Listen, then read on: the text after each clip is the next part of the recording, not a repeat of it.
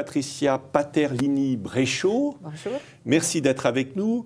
Donc, on a préparé cette émission. On a fait déjà 2 prises, 2 enregistrements.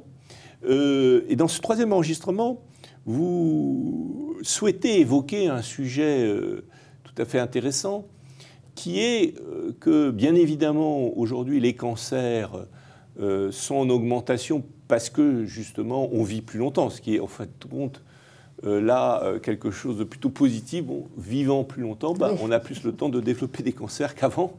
On a aussi beaucoup plus de moyens de les repérer. Mais vous insistiez sur le fait, et ça nous intéresse beaucoup parce que ça a à voir avec nos sujets, comment continuer notre évolution en tant qu'être humain, espèce, et en même temps notre confrontation aux limites. Et là, vous attiriez l'attention, qui est de plus en plus connue, qu'on ne savait pas jusqu'alors, que tous les produits chimiques qu'on a développés dans la nature, qui sont des produits qui sont le résultat de notre intelligence, de notre génie, on a su s'éloigner de la nature, mais on a produit des produits d'ailleurs qui sont souvent nocifs par leur pureté, paradoxalement. C'est même aussi le résultat de l'innovation, quelquefois. C'est le résultat de l'innovation, voilà. Et on a lancé plein de nouvelles molécules, des milliers de molécules. Là, je lisais un article là-dessus. On n'a jamais vraiment fait attention aux effets induits par ces molécules que la planète n'avait jamais vues, qui étaient des créations tout à fait nouvelles, qui sont pures, qui sont parfois pas du tout recyclables, contrairement aux molécules produites par les autres êtres vivants, qui sont toujours recyclables. Enfin, quand on étudie les cycles de la nature, les molécules, disons, entre guillemets, naturelles, parce que qu'est-ce que c'est que l'artificiel de naturel? Ça, c'est une grande question qui serait très intéressante d'expliquer. Mais enfin, les molécules produites par les autres espèces sont recyclables, alors que nous, on produit des molécules non recyclables, et ça fait exploser les cancers. Alors, comment vous voyez cette problématique? Oui, la problématique de l'augmentation du nombre de cancers dans le monde est une problématique très sérieuse et très importante. Comme vous l'avez dit, elle est à mettre en relation à l'allongement de la vie, aussi bien sûr au fait qu'on détecte mieux les cancers. Bien sûr, il y a les prédispositions génétiques et il y a certains pathogènes. On l'a rappelé tout à l'heure, avant avec, par exemple, certains virus qui peuvent détecter les cancers. Mais certainement, la grande partie de cette augmentation est en relation avec des molécules chimiques dont nous ne connaissons pas en fait le pouvoir mutagène, qui est testé pour l'instant sur des bactéries, mais qui n'est pas testé d'une façon qui puisse nous dire de façon fiable si ces molécules sont mutagènes chez l'homme. Et nous en sommes encerclés finalement. Donc on voit arriver dans la presse que de plus en plus de produits chimiques sont associés à une augmentation des cancers. On a entendu parler des pesticides, on a entendu parler bien sûr de certains composants des viandes, en particulier préparées de façon en fait artificielle, avec des composants chimiques. C'est un grave problème parce qu'actuellement, notre développement est guidé par des aspects qui sont des rentabilités économiques.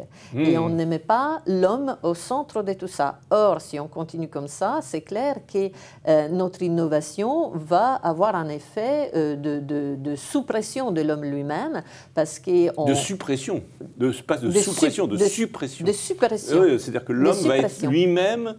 Voilà. Détruit par ses propres... Autodestructeur, parce qu'il pollue, en fait, il développe toute une série de molécules nouvelles qui peuvent être intéressantes, qui peuvent être ajoutées, qui rapportent beaucoup d'argent. À court terme. C'est ça, mais en fait, une partie desquelles ont un pouvoir mutagène et nous les assumons tous les jours sans le savoir.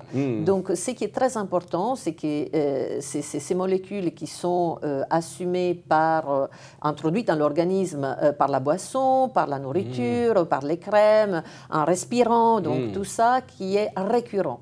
L'organisme humain est merveilleux, il sait se défendre, il sait combattre, mais quand il est soumis à une attaque quotidienne récurrente, alors à la fin, il cède.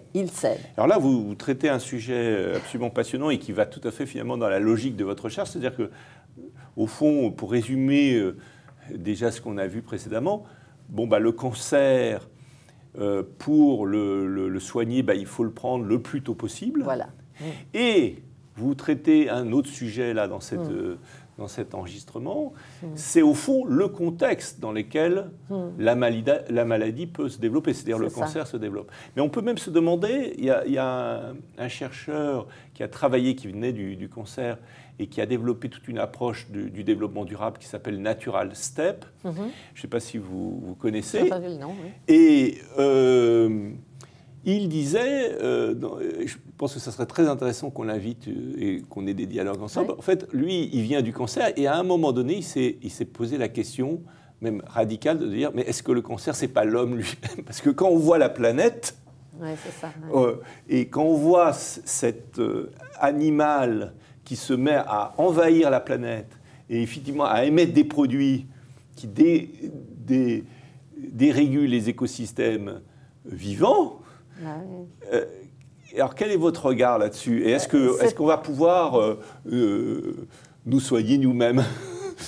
Alors, c'est un regard d'experts en biologie cellulaire, en biologie moléculaire, parce que la cellule tumorale, beaucoup savent que quand elle devient tumorale, en fait, elle tend vers l'immortalité. Quand on la cultive in vitro, la cellule ne meurt pas. Donc, elle a franchi toutes les barrières qui font que les cellules normales meurent, et donc elle va vers l'immortalité. Et en fait, quand elle part d'un tissu, en fait, qui est la tumeur d'origine, et quand la tumeur se forme elle-même, eh bien, elle va coloniser d'autres mondes. En fait, on dit souvent, quand on explique le processus de formation de métastases, que les organes sont comme des planètes et que pour une cellule qui vient, par exemple, du poumon pour arriver à coloniser le foie, c'est comme pour nous si on voulait coloniser Mars. Donc, ce n'est pas tout de suite, ce n'est pas la première génération. Mais c'est quand même une tentative d'expansion ailleurs pour trouver un monde meilleur. Et en plus, en détruisant ce monde dans lequel qu'on colonise. L'écosystème dans lequel elle est.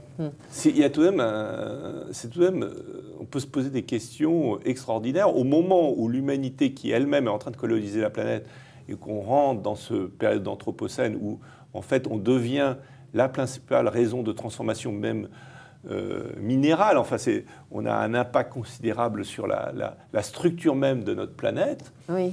Et effectivement, on est en train de vouloir coloniser Mars. Et effectivement, en plus, pour dépasser nos limites, les limites qu'on commence à ressentir dans la planète, et cette planète qui est elle-même en danger en termes d'écosystème.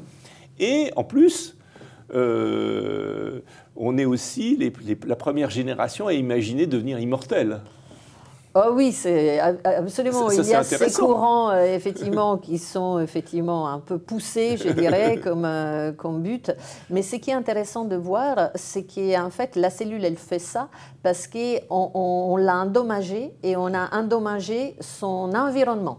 Ah, ouais. Hein? C'est ça, parce que la cellule, pour devenir tumorale, a besoin aussi de travailler avec son environnement. Et donc, il y a un dommage qui est apporté à la fois à la cellule et à l'environnement. Et donc, c'est ces crosstalks, on dit, entre les deux, qui permet à la tumeur de se développer. Donc, vous voyez bien que la notion de dommage, qu'elle soit dirigée vers des cellules, par ses en fait, composants chimiques, ou à l'homme, aboutit quand même aux mêmes pulsions, sauf que quand c'est vers la cellule, on finit par détruire l'homme. Et même s'il part sur Mars, il ne sera pas sauvé. Oui, et c'est très intéressant parce que ça a à voir aussi entre la pulsion de vie. Voilà. On retrouve les travaux de Freud en fait, et tout son questionnement sur la pulsion de vie, de Eros et de Thanatos, la pulsion de mort. Et au fond, qu'est-ce qui se joue vraiment?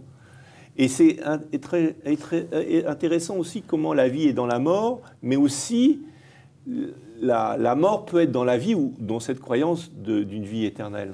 Alors ça, c'est fascinant parce que la cellule, à tout moment, elle doit franchir des pulsions à mourir. C'est le suicide cellulaire qu'on appelle l'apoptose. Et si elle arrive à aller au-delà de ça, elle va vers l'immortalité. Donc vous voyez, au niveau cellulaire, on retrouve les mêmes codes. Elle échappe à sa logique de service, en quelque sorte, et elle devient destructrice. Alors là, c'est très intéressant, parce qu'on voit bien aussi que c'est une cellule qui sort de la limite, en fait. Complètement, complètement. en dehors de tout contrôle. Ça, c'est fascinant. Alors Ouais. là, il y a vraiment beaucoup de choses à réfléchir, même au niveau philosophique et éthique. Absolument. On verra verra. un vaste sujet. Là, on peut faire une Absolument. encyclopédie Passionnant. sur la thématique. Bien sûr.